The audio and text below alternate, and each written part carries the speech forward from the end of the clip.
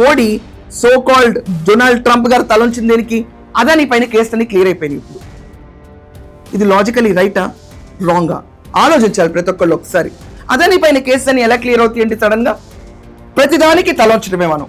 ప్రతిదానికి ఒక మనిషి అహంభావం, డొనాల్డ్ ట్రంప్ అహంభావం వల్ల ఈరోజు అందరం సఫర్ అవుతున్నాం. కానీ బ్లేమ్ అంతా తీసుకెళ్ళి అతను ఒక్కడి మీద వేస్తే తప్పు.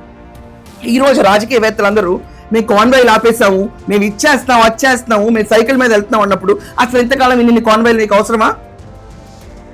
జెడ్ కేటగిరీ సెక్యూరిటీలో ఉన్న వరకే కాన్వాయిస్ తీసుకోవాలి తప్ప ప్రతి ఒక్క మంత్రి వెళ్తున్నాడంటే అతను వెనక వాళ్ళ పెద్ద స్పీడ్ ఆఫ్ వెహికల్స్ వెళ్ళటం అవసరమా?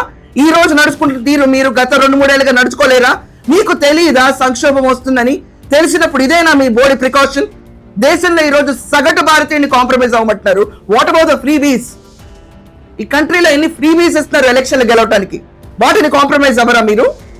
సగటు భారతీయుడు మాత్రం ఇంట్లో ఏం వండుకోవాలి, ఎలా వండుకోవాలి, తిండి గింజలు కూడా రేపు లెక్క పెడతారా?